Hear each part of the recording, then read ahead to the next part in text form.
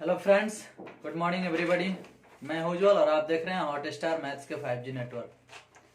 दोस्तों, आज है 27 दिसंबर और आज प्रैक्टिस का शायद तीसरा दिन है।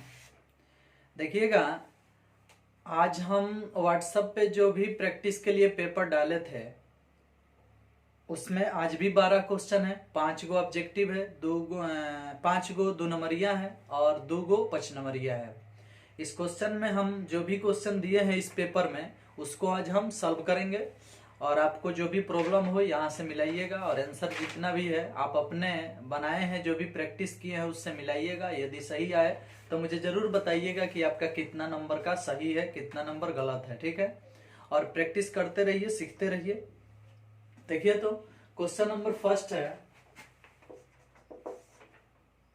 e के पावर 2x dx, ऐसा है। अब भावो इसका इंटीग्रेशन बताना है तो 2x का हो जाएगा 2 गुणांक में है तो भाग में आ जाएगा और e के पावर x का e के पावर x से होता है प्लस में c, यही आंसर होगा। e के पावर 2x बटा 2 प्लस c, ऐसे भी इसको बोला जाता है। तो ये आपका आंसर हो गया। 2 नंबर क्वेश्चन में लिखा है -2 से 1 तक है x³ dx, इसको सॉल्व करना है। अब देखो x³ है तो x के पावर 4/4 प्लस c तो होगा ही। अब इसमें c लिखने की आवश्यकता नहीं है क्योंकि अपर लिमिट लोअर लिमिट दिया है, लोअर लिमिट है या अपर लिमिट है या वैल्यू पुट करेंगे तो यहाँ 1 हो गया, यहाँ -2 हो गया। 1 पुट करेंगे तो आएगा 1/4, -2 पुट करेंगे तो बीच में -2 पुट करेंगे तो 2 के पावर 4 हो जाएगा। तो कितना आएगा भाई? अतः 16/4 ऐसे आ जाएगा। थोड़ा सा ध्यान देना है बाबू, सीखना है, यहाँ आपको कुछ ना कुछ सीखना चाहिए। तो आप -2 पुट करोगे इसमें तो -2 के पावर 4 होगा तो 16/4 हो जाएगा। 4 4 लघुत्तम हो जाएगा और 1 घटाओ 16 आ जाएगा इस तरह से। तो आंसर आ जाएगा -15/4 इस प्रकार से। ठीक है, ये क्वेश्चन नंबर 2 हो गया। क्वेश्चन नंबर 3 देखते हैं। 3 में लिखा है d² y बटा में dx² का होल क्यूब, ऐसा लिखा है। d² y बटा dx² का होल क्यूब प्लस में लिखा है dy बटा dx का होल पावर 2, ऐसे लिखा है। इसके बाद प्लस में लिखा है साइन dy बटा dx, ऐसे लिखा है। प्लस में लिखा है 1, देख रहे हैं आप। तो इसका घात पूछ रहा है आपसे। तो मैं पहले ही बता चुका हूं कि घात भी बताना होता है तो पहले कोटि खोजा जाता है और कोटि कौन होता है तो d के सबसे अधिकतम पावर को कोटि कहा जाता है। तो यहाँ d का पावर 2 दिख रहा है, यहाँ d के पावर 1 है। तो हम अगर खोज रहे हैं सबसे अधिक पावर तो d के पावर 2 है। अब इसका होल पावर जो होता है वही घात कहलाता है, लेकिन घात तब कहलाता है जब घात परिभाषित होता है। इसमें परिभाषित ही नहीं है। क्यों? क्योंकि साइन के साथ में अवकलज जो है वह थीटा के रूप में आ गया है, यानी साइन के साथ dy बटा dx मिलने के कारण हम बोल देंगे कि यह घात अपरिभाषित है, इसमें घात परिभाषित नहीं है। तो इसका घात जो पूछा जा रहा है जवाब होगा अपरिभाषित, अपरिभाषित। ठीक है, तब जाके ये क्लियर होगा। ठीक, 4 नंबर क्वेश्चन देख रहे हैं। 4 नंबर में लिखा है log x dx, ऐसे लिखा है log x dx। अब इसका आंसर क्या होता है? x log x -1 plus c, ये आंसर होता है जो कि मुझे याद है और आपको भी हम बोले थे कि याद कर लेना है। x into log x -1 plus c। अभी कैसे होता है तो u इंटू v पर इसको बनाओगे ना तो समझ में आ जाएगा। यहाँ log x है, इसके साथ 1 गुना में है तो log x u का काम करेगा और 1 v का काम करेगा। तो log x जब बाहर जाएगा तो अंदर 1 रह जाएगा। सूत्र के अनुसार माइनस जो बाहर है उसका dc या जो अंदर है उसका इंटीग्रेशन, इस तरह से। ठीक है, तो ये x कट गया, 1 का x होता है, 1 का x होता है तो x log x माइनस में x प्लस c। अब इसमें से x कॉमन कर लोगे तो x जैसे ही कॉमन होगा तो यहाँ आ जाएगा 1 और ये आपका आंसर आ जाएगा। ठीक है, तो log x का इंटीग्रेशन होता है x into log x minus one plus C. ठीक है, या x log x minus x plus C, x से गुना भी कर सकते हो। तो ये 4 नंबर था। और 5 नंबर में लिखा है, 5 नंबर भी यही देख लेते हैं, यहां देख लेते हैं। 5 नंबर में लिखा है I00I, इसका डिटर्मिनेंट दिया है और पूछ रहा है कि इसका मान बताएं। अब भैया इससे इसमें गुना होगा तो आई स्क्वायर होगा, इससे इसमें गुना होगा तो 0 होगा, तो -0। अब आई स्क्वायर जो है ये कॉम्प्लेक्स नंबर वाला है, तो आई स्क्वायर का मान कॉम्प्लेक्स नंबर में -1 होता है, और ये 0 तो हट ही जाएगा, 0 हट जाएगा, आई स्क्वायर का मान -1 होता है। तो अगर आप आई स्क्वायर लिखे हैं तो भी सही है, लेकिन ऑप्शन में अगर -1 दिया है तो -1 ही सही है। ठीक है, चलिए नेक्स्ट क्वेश्चन देखते हैं। ऑब्जेक्टिव ये पांचों था जो कि खत्म हो गया। अब इसके बाद आगे चलेंगे तो आंसर क्या आएगा उसको देखेंगे हम लोग।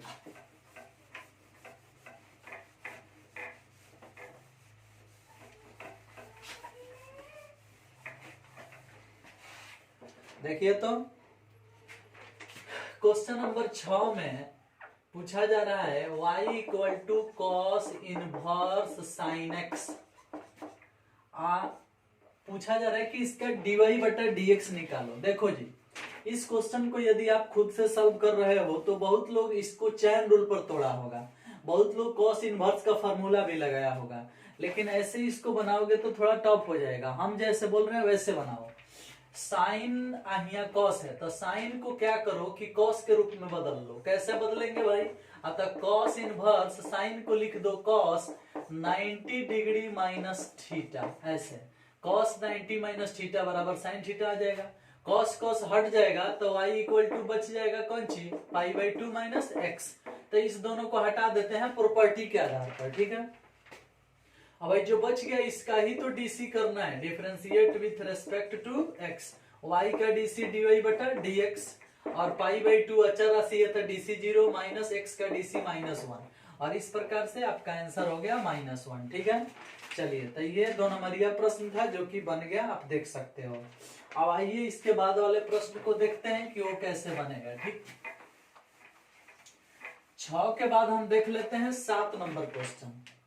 7 नंबर क्वेश्चन में लिखा है f(x) equal to x square plus में 3x माइनस में 10 x एलिमेंट ऑफ -5, -2। देखो जी, इस पर रॉले प्रमेय सत्यापित करना है।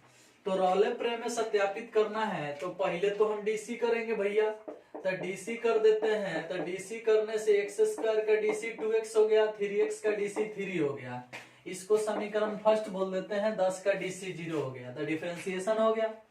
रॉले प्रमेय के लिए आपको लिखना पड़ता है कि यहाँ f(x) एक बहुपद फलन है, बहुपद फलन है, इसलिए यह संतत तथा अवकलनीय है, संतत तथा अवकलनीय है। क्योंकि आपको पता है रॉले प्रमेय सत्यापित करने के लिए कुछ कंडीशन होता है, जिसमें का ये कंडीशन भी है कि फलन को संतत तथा अवकलनीय होना चाहिए। अब डिफरेंशिएशन हो चुका है तो कहीं ना कहीं ये अवकलनीय है तभी ना अवकलन हुआ है। तो ये संतत और अवकलनीय दोनों है। वैसे बहुपद फलन हमेशा संतत फलन होता है। तो जब ये संतत और अवकलनीय है तो अब निकाला जाएगा fa माने ये वाला, तो उसको हम बोलते हैं -5, f-5। तो फंक्शन में पुट करो, यहाँ रखो -5 का होल स्क्वायर, यहाँ रखो -5, 3 इंटू -5, फिर यहाँ -10 है तो -10, 5 के स्क्वायर आ जाएगा 25, अब 5 × 15 हो जाएगा माइनस में 10, अब 25 में से है 15 या 10 हो जाएगा 25, घटेगा 0। उसके बाद निकालो f2 मतलब fb, a है b है, तो fb निकालते हैं, 2 रखते हैं इसमें, तो हो गया 2 के स्क्वायर प्लस 3 × 2 -10, 3 दूनी 6, 2 के स्क्वायर 4, तो 6 4 10 घटाओ 10, यानी आंसर आ गया 0। तो यहाँ दिखाई पड़ गया कि f-5 बराबर हो गया किसके, f2 के, यानी all conditions are satisfied of Rolle's theorem, यानी रोले का सभी शर्त लागू हो गया। जब ये भी लागू हो गया, हाई कंडीशन लागू हो गया है संतत और अवकलनीय वाला, तो 3 गो शर्त होता है कि संतत भी होना चाहिए, अवकलनीय भी होना चाहिए और fa बराबर fb होना चाहिए। तो यहाँ fa बराबर fb हो गया, अतः रोले का सभी शर्त लागू हुआ, रोले का सभी शर्त लागू हुआ, सभी शर्त लागू है।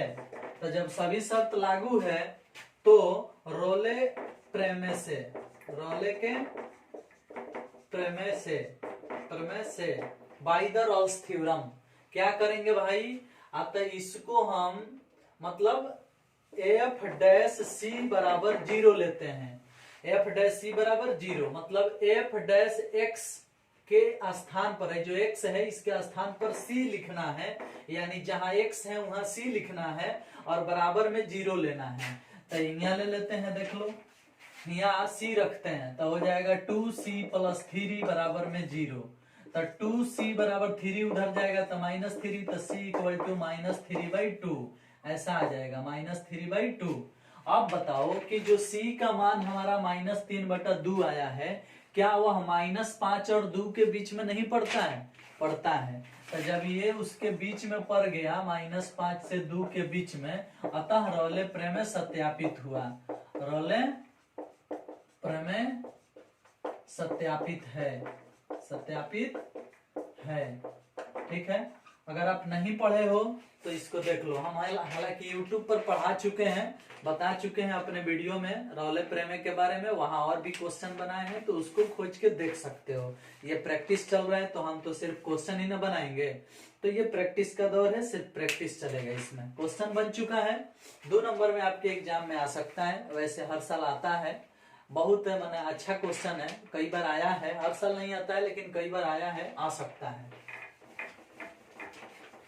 चलिए 7 नंबर हो गया, तो 7 के बाद हम देख लेते हैं कि 8 नंबर कैसे बनेगा।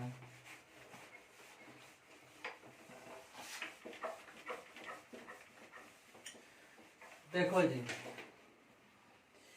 8 नंबर क्वेश्चन में कह रहा है कि अभिहु x तथा y ज्ञात करें जब x + y = 7 0 2 5 ऐसे दिया है, x - y = 3 0 0 3 ऐसे दिया है। इसको समीकरण फर्स्ट बोल लो, इसको समीकरण सेकंड बोल लो, ये शायद क्वेश्चन नंबर 8 है। कह रहा है कि अभिहु x तथा y ज्ञात करें जबकि x + y इतना है, x - y इतना है। अभी विलोपन विधि से इसको हल करना तो आप जानते हैं, यहाँ प्लस है तो माइनस कर दो, यहाँ माइनस है तो प्लस कर दो, मतलब आप इसको क्या कर रहे हो, समीकरण फर्स्ट और सेकंड को जोड़ रहे हो, यहाँ लिख घटा रहे हो। आज जोड़ना है तो जोड़ भी सकते हो, लिख दो जोड़ने पर, जोड़ने पर। अब इसको जोड़ रहे हैं तो y y कट जाएगा, चाहोगे तो घटा के भी बन सकता है लेकिन जोड़ना आसान लग रहा है, तो y y कट गया, जोड़ोगे तो प्लस में है माइनस में है, कट गया, x x हो जाएगा 2x, इसको जोड़ोगे तो 7 और 3 हो जाएगा 10, 0 0 0 2 0 2 अब 5 और 3 8, ऐसे जोड़ते हैं। जोड़ दिए, 2 से भाग देंगे तो x = निकल जाएगा 10 के आधा 5 0, 2 के में 2 से भाग देंगे 1 आएगा, 8 में 2 से भाग देंगे 4 आएगा, ऐसे आएगा। ये x का मान हो गया। अब x के मान को कहाँ रख लेते हैं, x के मान को समीकरण फर्स्ट में रखने पर, समीकरण फर्स्ट में रखने पर। अब देखो जी, कोई कोई इंसान दोनों को जोड़ दिया है तो x का मान निकला है, कोई कोई इंसान इसको घटा देगा तो y का मान निकल जाएगा। कैसे निकल जाएगा वो देख लेते हैं।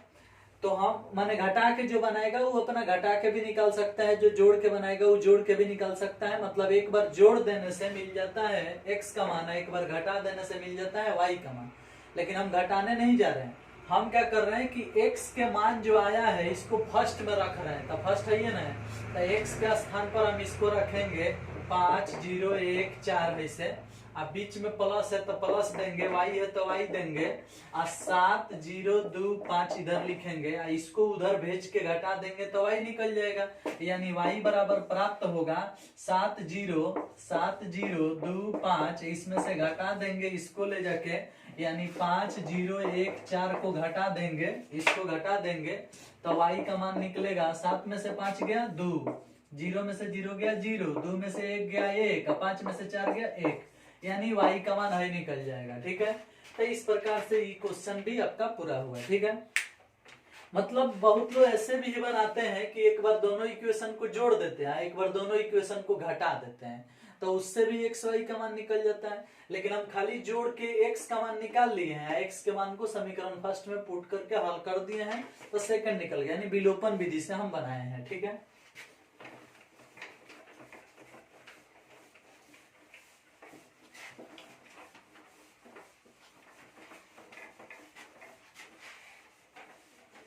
चलिए ये था क्वेश्चन नंबर 8। क्वेश्चन नंबर 9 देखते हैं। 9 कई बार हम अपने बैच में ये क्वेश्चन दिए हैं बनाने के लिए, आइए देख लेते हैं कि कैसे बनाएंगे। dx बटा 1 प्लस tan x, इसको हल करना है तो कुछ नहीं करना है, dx बटा 1 प्लस tan x के लिए लिख दो sin x बटा cos x, ऐसे लिख दो।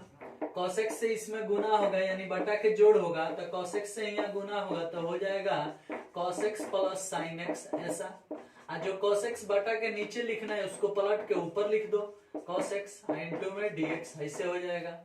अब इतना करने के बाद 2 से गुना 2 से भाग करते हैं, इस तरह से cos x plus sin x, ये पॉइंट आपको थोड़ा सा याद रखना होगा, 2 से गुना 2 से भाग करना है।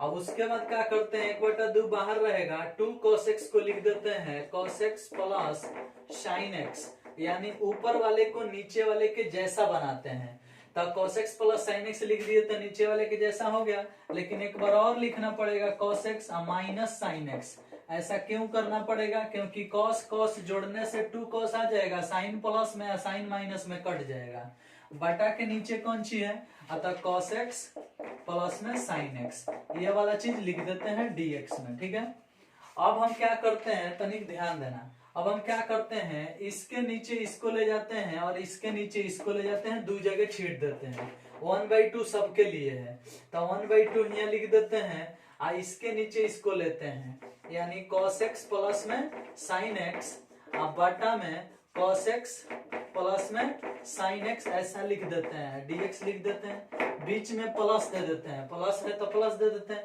1/2 को उसमें भी भेजते हैं तो 1/2 ऐसे हो जाएगा, cos x माइनस में लिख देते हैं sin x, बटा में cos x प्लस में sin x dx, मतलब भाई ऊपर वाला ही उतर गया, नीचे वाला भी उसके नीचे चला गया, ऐसा हो गया।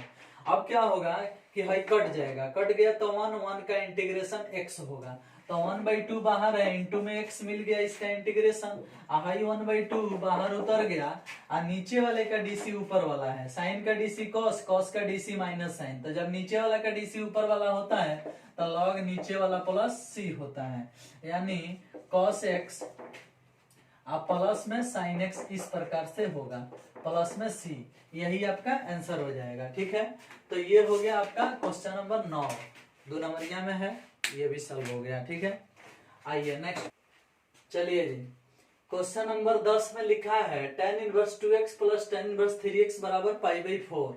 अब इसको सॉल्व करके x का मान निकालना है। ठीक, तो क्या करते हैं, पहले tan inverse x plus tan inverse y के रूल पर इसको तोड़ देते हैं, तो tan inverse 2x plus 3x बटा में 1 माइनस 2x गुने 3x, ऐसे हो गया, बराबर में π/4 हो गया।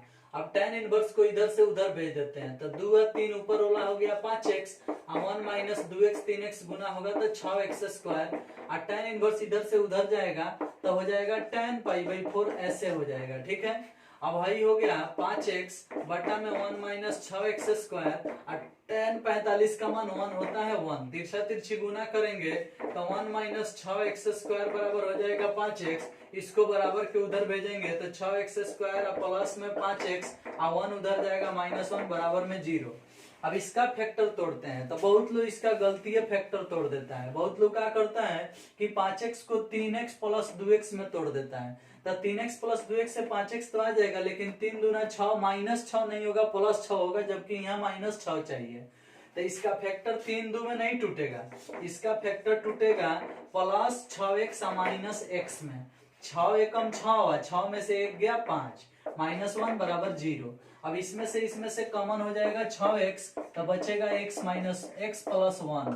और उसके बाद -1 कॉमन होगा तो आएगा x प्लस 1 बराबर 0। तो एगो हो गया x प्लस 1 और एगो हो गया 6x माइनस 1 बराबर 0। एगो हो गया x बराबर -1 और एगो हो गया x बराबर 1/6। ऐसा हो गया, ठीक है। x बराबर 1/6 और x बराबर -1, ठीक। अब चलो, जब x का मान -1, x का मान 1/6 निकल गया, तो इसमें सही कौन है गलत कौन है? तो हाई वाला नहीं लागू होता है, हाई वाला लागू हो जाता है। क्योंकि जब आप -1 यहाँ रखोगे x के जगह पर, तो यहाँ -1 रखोगे, यहाँ -1 रखोगे, तो हाई हो जाएगा, यहाँ माइनस हो जाएगा। और उसके बाद इसको सॉल्व करोगे ना तो π/4 नहीं आ पाएगा। लेकिन 1/6 रखोगे तो π/4 आ जाएगा। 1/6 रखोगे, 1/6 रखोगे तो इसका सॉल्यूशन करने से π/4 आ जाएगा। यानी हाई संभव है, हाई वाला असंभव है, ठीक है। तो इसका आंसर 1/6 हो जाएगा, ठीक है। अब चलिए नेक्स्ट क्वेश्चन देख लेते हैं।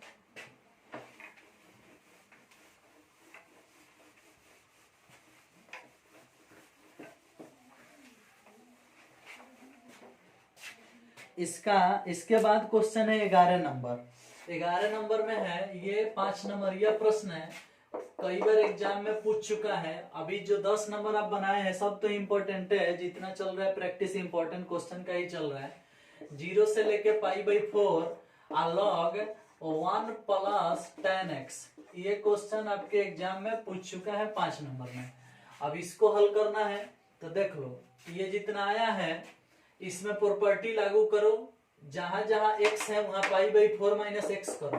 तो 0 से लेके π/4 आई उतर गया इस तरह से। log 1 प्लस 10 x के जगह पर हो गया π/4 माइनस x और dx, ऐसे हो गया। अब क्या होगा कि 0 से π/4 आई उतर गया, log उतर गया। अब क्या करते हैं, तनिक ध्यान देना। 1 प्लस इसको लिख देते हैं, आई जो आया है इसका सूत्र होता है 1 माइनस 10x बटा 1 प्लस 10x, ऐसे लिख देते हैं dx। इसका बटा के जोड़ घटाव करेंगे तो हो जाएगा 0 से π/4 उतार दो, log उतार दो, इससे 1 में गुना तो 1 प्लस 10x, ऐसे हो जाएगा। और ऊपर है प्लस में 1 माइनस 10x, ऐसे है। बटा में लिख दो 1 प्लस 10x, ऐसे लिख दो और dx। 10x माइनस में 10x प्लस में खत्म, 1 1 2 हो जाएगा। तो हो गया ऐसे 0 से लेके π/4 log 2 बटा 1 प्लस 10x, ऐसे हो गया dx। अब देखो log m बटा n, तो log m माइनस n हो जाएगा। तो log m माइनस n हो जाएगा तो क्या लिखोगे, i इक्वल टू लिखते हैं log 2 माइनस log इतना लिखेंगे। तो लिखते हैं 0 से लेके π/4 log 2 पहले लिख देते हैं, माइनस 0 से लेके π/4 log 1 प्लस 10x लिख देते हैं इस तरह से। देखो तो ऐसे लिख देते हैं, क्योंकि log m बटा n माइनस में टूटता है, तो log m minus log n। तो जो भी ये लिख दिए, log 2 को पहले लिखे हैं, घटाव देके log हाई लिखे हैं।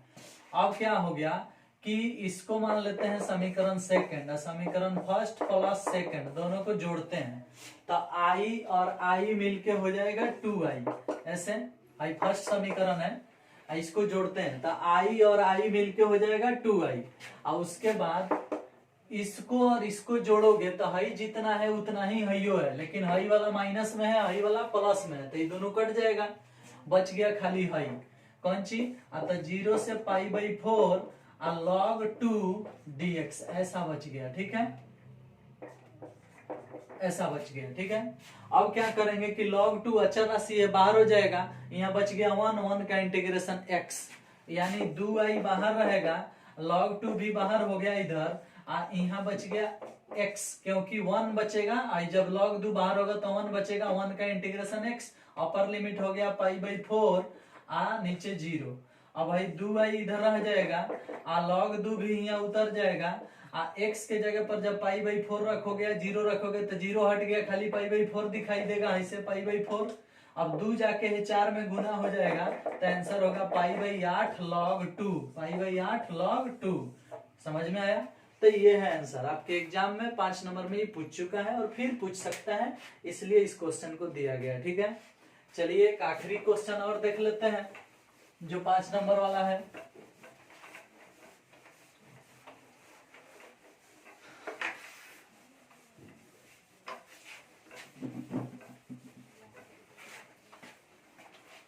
चलिए, ये भी क्वेश्चन आपके एग्जाम में पूछा है, कई बार पूछा है कि सिद्ध कीजिए कि आर त्रिज्या के गोले के अंतर्गत, आर त्रिज्या के गोले के अंतर्गत विशालतम शंकु, जैसे है मान लीजिए गोला है, इसमें है ये बना दिए हम शंकु। ठीक है, इस तरह से यहाँ सेंटर ले लेते हैं, तो यहाँ से यहाँ तक जो है बड़ा आर है, बड़ा आर दिया है।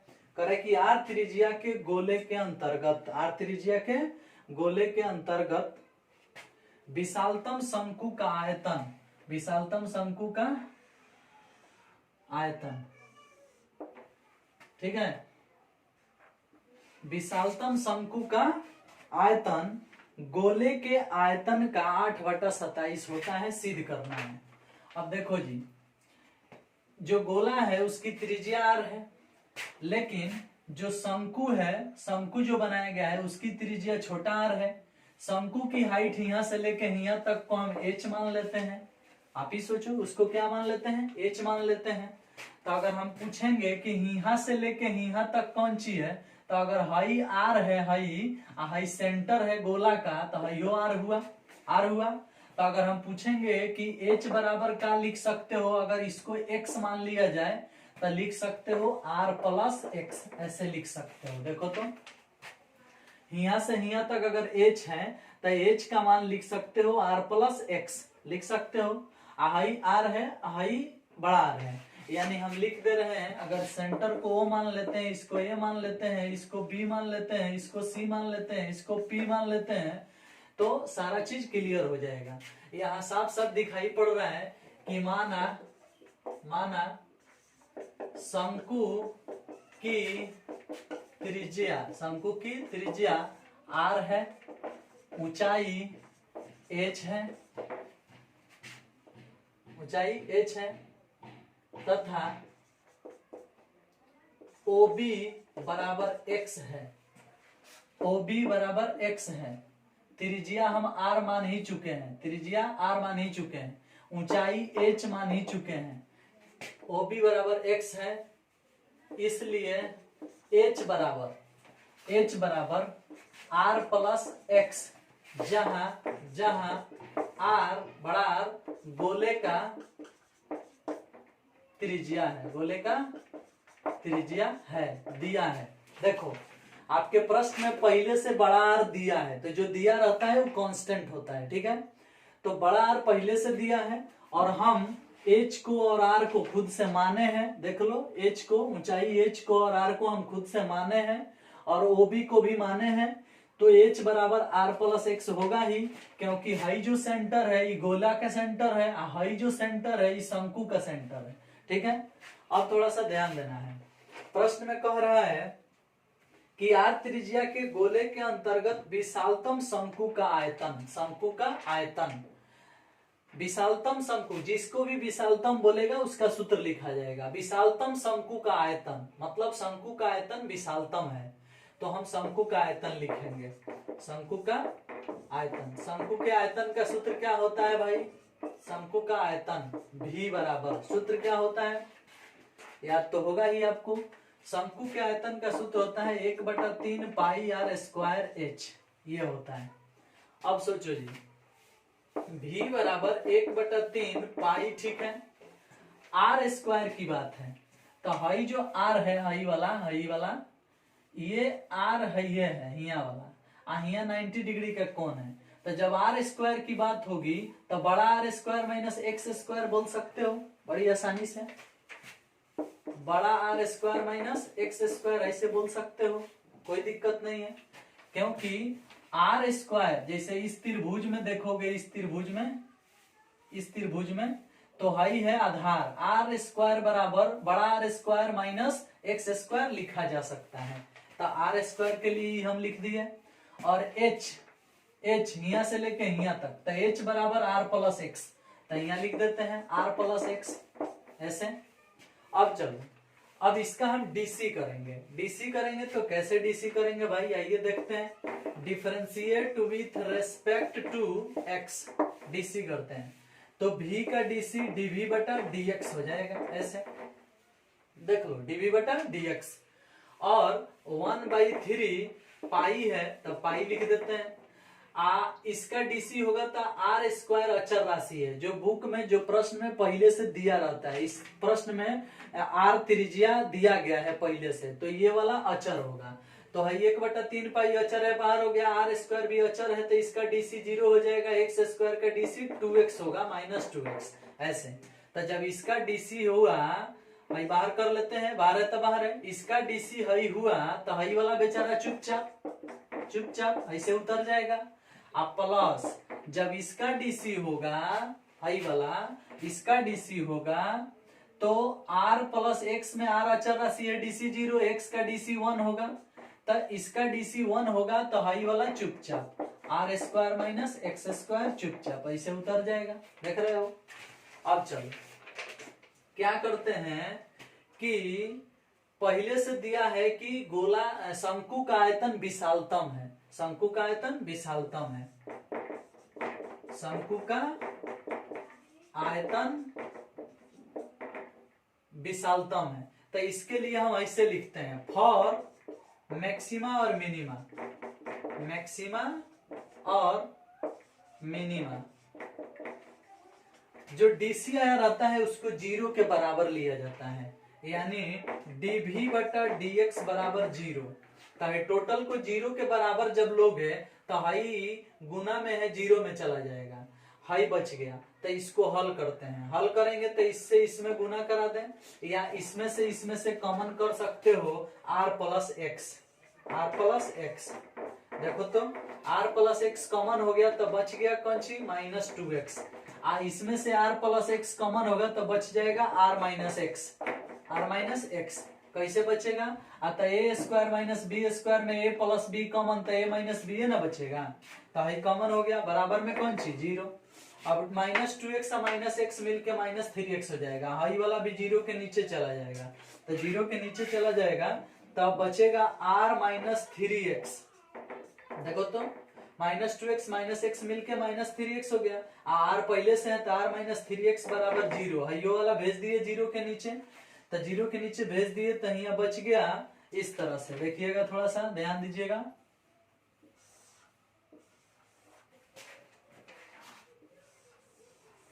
देखिएगा गौर कीजिएगा,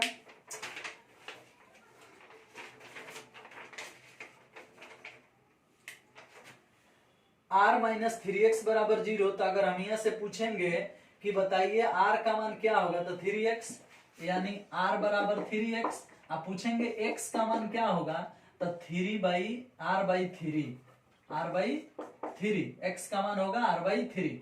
अब x बराबर r/3 तो निकल गया। अब प्रश्न पढ़ते हैं फिर से एक बार, लास्ट में लिखा है कि सिद्ध करें कि गोले के अंतर्गत विशालतम शंकु का आयतन, माने जो शंकु का आयतन है वो गोले के आयतन का 8/27 होता है। तो अब फिर से एक बार हम निकालेंगे शंकु के आयतन, पुनः शंकु के आयतन, शंकु के आयतन सूत्र होता है 1/3 पाई आर स्क्वायर एच। अब देखो शंकु के आयतन 1/3 पाई आर स्क्वायर एच होता है, तो हम आर स्क्वायर के मान अभी अभी हर चीज लिखे थे, देखो तो शंकु के आयतन आइए ना लिखे हैं, आइए ना लिखे हैं, तो इसी को हम वहां लिख देते हैं सीधे सीधे, कौन चीज ये वाला चीज यहाँ लिख देते हैं, तो लिखते हैं 1/3 पाई, तो pi r square minus x square, r square minus x square, r plus x ऐसे लिख देते हैं। अब इसको हल करते हैं, 1/3 इंटू पाई, आर स्क्वायर है तो R square minus x square, तो एक्स का मान r/3 है तो स्क्वायर होगा तो r स्क्वायर बटा 9, आर स्क्वायर बटा 9, आर है तो आर प्लस एक्स का मान r/3 है तो लिख देते हैं r/3 ऐसे, तो ये हो गया 1/3 इंटू पाई। अब देखो 9 आर स्क्वायर में से एगो आर स्क्वायर जाएगा तो 8 आर स्क्वायर आएगा, अब बटा में 9 इंटू 3 आ रहा है, एगो आर जोड़ देंगे तो 4r/3 ऐसे आ जाएगा, तो 9 3 27, 8 बाहर हो जाएगा, 8/27 हो गया बाहर, देखो तो 8 बाहर हो गया, 9 3 27 हो गया बाहर, 8/27 बाहर हो गया। अब भाई 4 आ गया, एक में गुना हो गया तो हो गया 4/3, पाई है तो पाई है, आर स्क्वायर आर मिल के आर क्यू हो गया, तो हई जो आया है हई वाला 4/3 पाई आर क्यू, इस सूत्र होता है गोला के आयतन का, तो गोला के आयतन का 8/27 नहीं आ गया, तो यही तो प्रूफ करना था, लिख देंगे कि अतः गोला के आयतन का 8/27 है, अतः गोला के आयतन का 8/27 है। ठीक है, ये चीज सिद्ध हो गया। अब रही बात कि अगर वीडियो एक बार में ना समझ में आए तो दोबारा देखना, क्योंकि लगातार जितना क्वेश्चन बना है उसको देखते देखते आपका माथा पगला ही गया होगा, इसलिए जब भी इस क्वेश्चन को देखना होगा, सिर्फ इसको तो एक बार रिपीट अगेन दोबारा देख लीजिएगा, आपको ज्यादा समझ में आएगा। ठीक है, चलिए, तो इस प्रकार से ये टोटल के टोटल क्वेश्चन इसमें का बन गया, बहुत अच्छा से बनाया गया, थोड़ा सा आज का क्वेश्चन टफ था। इस वीडियो में सिर्फ इतना ही, नेक्स्ट वीडियो के लिए नेक्स्ट डे मिलते हैं। Thank you, bye bye.